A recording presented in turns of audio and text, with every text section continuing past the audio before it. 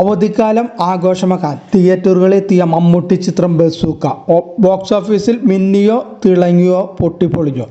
അതായത് റിപ്പോർട്ടുകൾ വ്യക്തമാക്കുന്നത് ഇതുവരെ മുടക്കുമുതൽ പോലും ചിത്രത്തിന് നേടാനായില്ല എന്നതാണ്.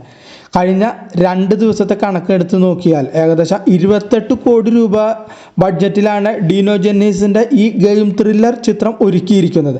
ആദ്യ ദിവസം മുതൽ തന്നെ സമ്മിശ്ര പ്രതികരണം നേടിയ ചിത്രത്തെ പ്രേക്ഷകർ കൈവിട്ടെന്നാണ് അനലിസ്റ്റുകൾ വ്യക്തമാക്കുന്നത്.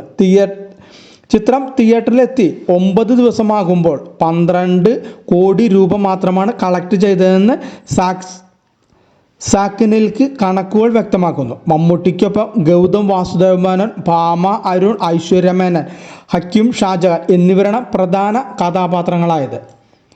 അതേസമയം ബസൂക്കയ്ക്ക് ഒപ്പം റിലീസിനെത്തിയ ഖാലിദ് റഹ്മാൻ ചിത്രം ആലപ്പുഴ ജിംഖാന 27.83 കോടി രൂപയാണ് ഇതുവരെ നേടിയത്. നസ്ലിൻ, ഗണപതി, അനഘ രവി തുടങ്ങിയ നിരവധി യുവതാരങ്ങൾ അണിനിരന്ന ചിത്രം ആക്ഷൻ കോമഡി എൻ്റർടൈനർ എന്ന ലേബലിലാണ് എത്തിയത്.